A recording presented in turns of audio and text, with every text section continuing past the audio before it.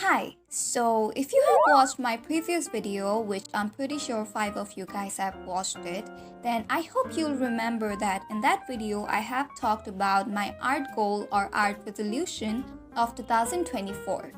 In that video, I have mentioned that this year I want to improve my art and my art skill, and this video is related to that because I'm going to redraw one of the earliest drawing that I did when I was a baby artist. And maybe at the end of this year, I will redraw this painting again just to see how much my art has changed and improved. I drew this in 2020 and I still remember being so happy with the final result, and I don't know about you guys, but I can tell I have used so many type of brushes, but still it turned out like this.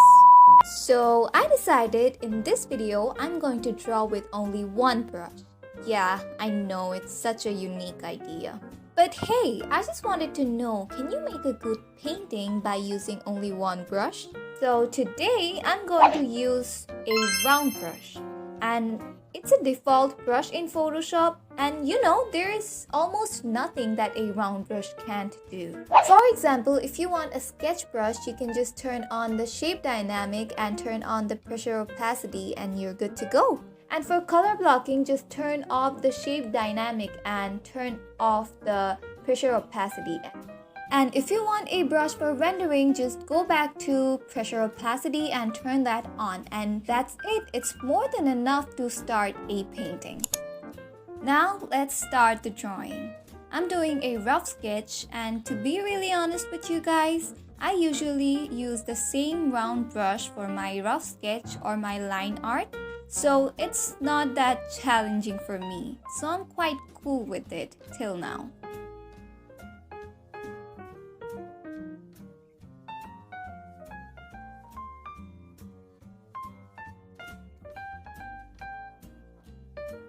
Now it's time for line art. And I'm pretty sure my younger self didn't care about line art that much because look at those blurry chicken scratches.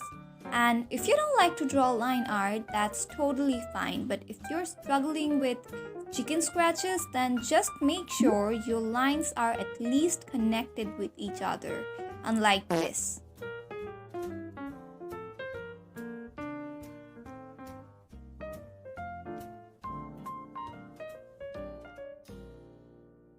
Now it's time for color blocking.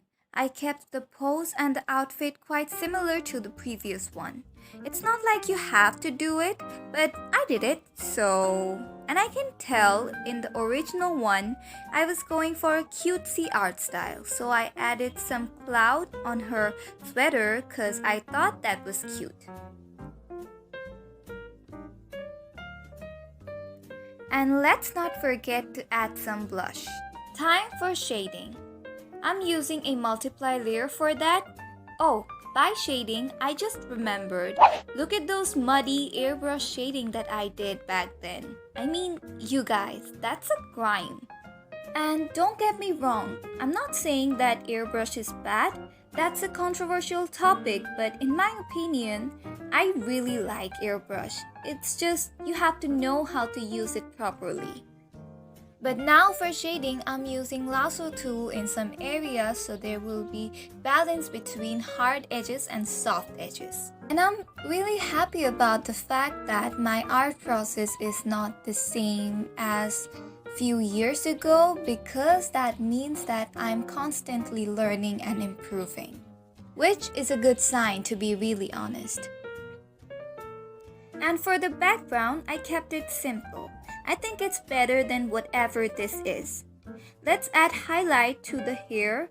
Basically, I'm drawing random blobs of highlight color where it's needed and giving it shape by using eraser tool.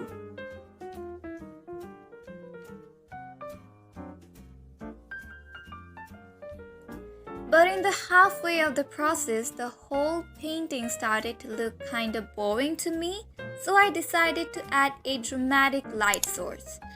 So I created a multiply layer on top of all the layer, and in this case, the light source is coming from the top. And afterwards, I started to erase all those parts where the lights were hitting the character. And then I added an overlay layer for more contrast. And now it started to look more interesting. And for the final touch, I added some loose strands of hair and some final highlights and few color adjustment layer, and that's it.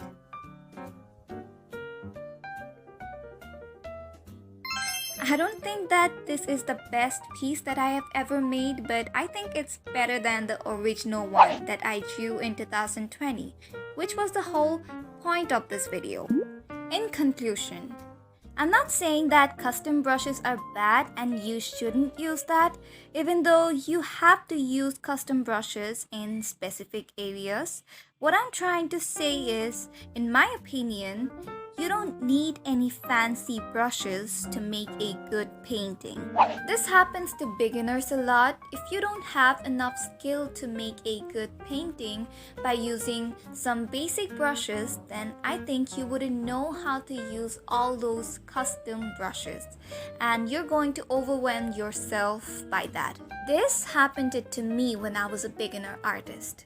So start drawing with whatever basic brushes you have.